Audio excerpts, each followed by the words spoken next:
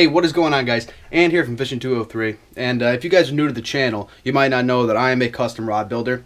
So this video I would like to make for you today is just basic. It's not going to be long and strenuous. Just a basic video of how I make my rods and what custom rod building is all about and why I do it. So hope you guys enjoy. Stay tuned. Okay, so the first thing that I like to do is just get everything out of the bags, and all the handle parts are going to be glued on first. So I'm going to get them put in order in the way they would go on the rod. And for the guides here, I have a 16, a 12, a 10, an 8, and then 6 size 6 runners. So that's 10 guides in total. Sometimes I got to make slight modifications to these. So like the butt I had to drill out a little bit, and then this foregrip, I didn't realize that the reel seat had grooves, so I had to file in some grooves so that fits completely flush.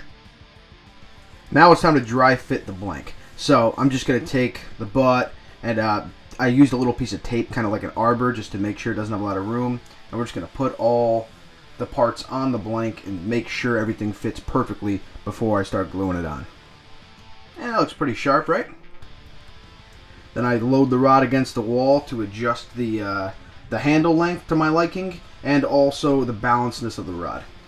Now next I'm going to find a spline, and that's the place I'm going to mark to put the guides. Now I spline the blank completely different from a lot of other rod builders, and I'm going to actually save that for a different video in itself.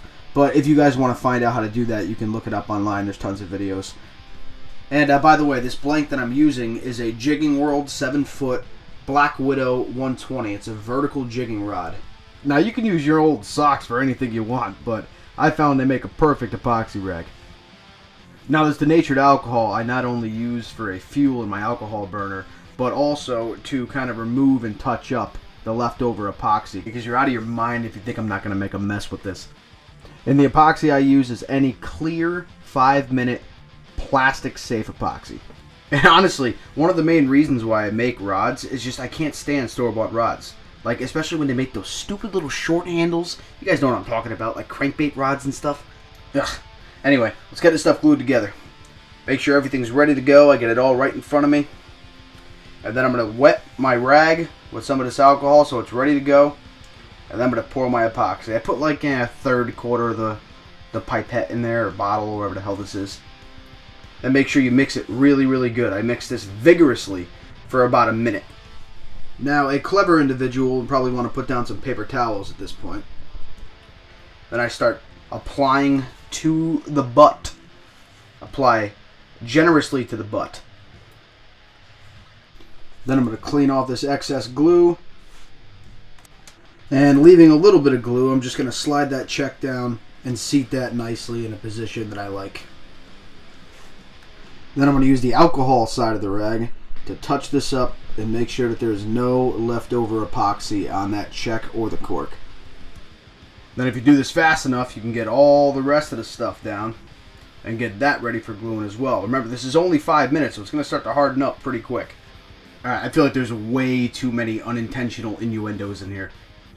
Okay, next you want to make sure that you have a really secure rear grip. Oh, god damn it.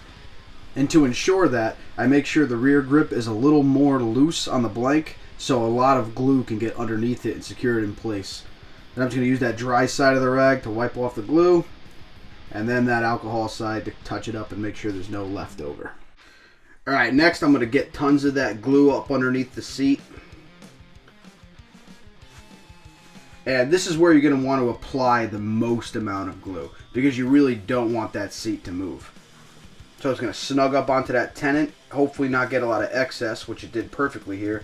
But still, I'm going to hit the outside just in case with some alcohol. And more importantly, if you're using an exposed seat like this, make sure that exposed spot is clear. Then we're just going to put that last check on the front, and then just make sure everything's nice and clean, free of epoxy finger marks that somehow tend to get everywhere. Then after about 15 minutes of drying, we can get onto the guides. Alright, then I just like to get my guides nice and accessible. Now I'm going to find the max bend of the rod. So I'm going to bend this rod out, put a piece of tape, and basically the whole reason why I do this is so at no point will any part of my braid be touching this rod. So I'm going to bend it, find where the high point is here, and where it starts to taper, and then I'm going to mark that spot. And that's right around where I need to put a high part, which would be this second guide right here. So I'll have a guide right before it and then a guide right on it. Now, I gotta stress that this is not really a tutorial because it would take an hour and a half, 2 hours just to generally explain to you guys how to build this at home. But I've been doing this for so long that after those couple little calculations I just did, I can eyeball it and see exactly where I need the guides to be. And then I'll just double check it with a tape measure just to make sure my eyes aren't off by a little bit. And this part's pretty funny. I actually just realized that I caught that out of the side of my eye. These two guides are completely two different sizes. One looks like a 5 or a 4, and then this one on the right is a 6. So somebody at this company, I'm not going to tell you who, sent me a wrong guide size, but it's not a big deal. I just put it at the end so it's right next to the tip. Okay, so what I'm doing right now is what I call rough checking. I'm just going down the blank from tip to butt with a tape measure and making sure that the guides are consecutively decreasing in length so it looks even and the whole blank is well rounded. And then I'm going to go back with a crayon and just mark a little bit on the outside of each one of the guides. And then I'm going to go back again and double check those lines that I made, just in case I didn't knock a guide out of the way when I was doing the crayon job there. Then they're ready to go on the blank. So I take my black thread that I have off to the right here, adjust my thread tension with that little knob, and I'm just going to do one complete wrap over away from me, under toward me, and then I'm just going to take that thumb and press it so it moves over in front of the path of the line that's away from me. So when I start to roll, and then I step on this fancy little gas pedal, it will actually wrap the line around itself so you don't have to worry about it coming off. And I'm going to roll about half the length of this under wrap is what it's called, because there's going to be a wrap over the top of this that holds the guide in place. I'm going to add a little decorative wrap, which I'm going to double over some silver thread, cut the loop off, and then very gently pull that through so there's no more tagging showing. And then I'm going to hold that on the inside so it'll silver to my left, black to my right. And I'm going to roll that and watch what happens.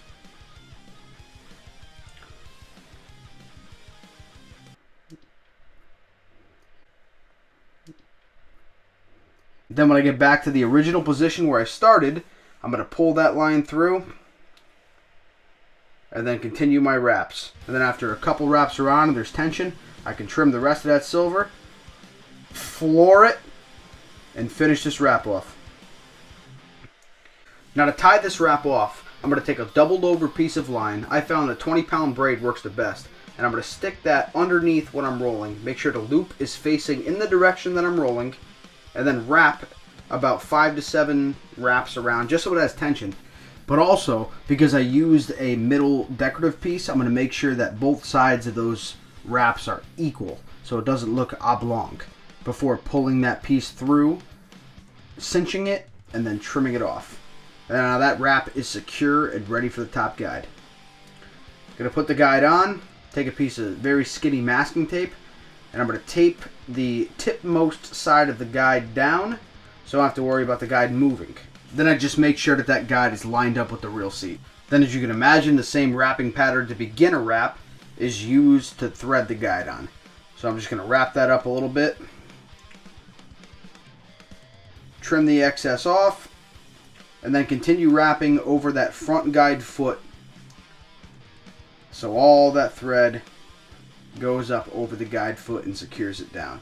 Now, you got to make sure this is even as possible. So even if you mess up a little bit, it takes 2 seconds to roll that line back out with your hand and then put it back on perfect. So you know that this guide is held in place and your wraps are going to be nice and even. Once it's done, again, I do the same exact technique but backwards.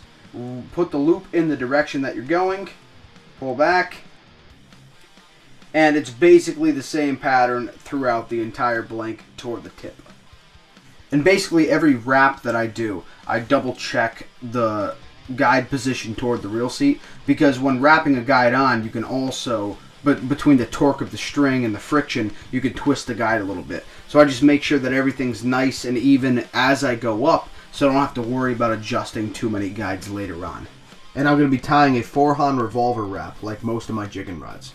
Now, I've gotten past all those double foot guides. So for the single foot ones, since you can't put tape on them, I just put a little hot glue in the alcohol burner.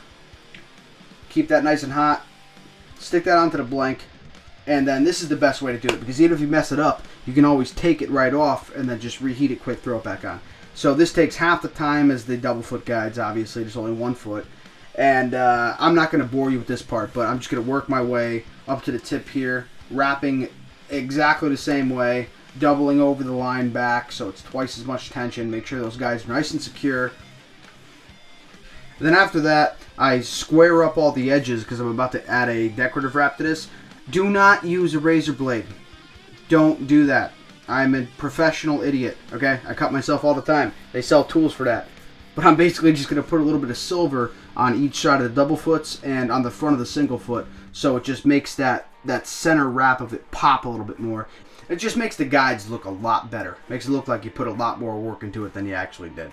And I encourage all you guys to try rod building. It's not a huge investment, but what's better than catching a big fish on something that you built with your own hands?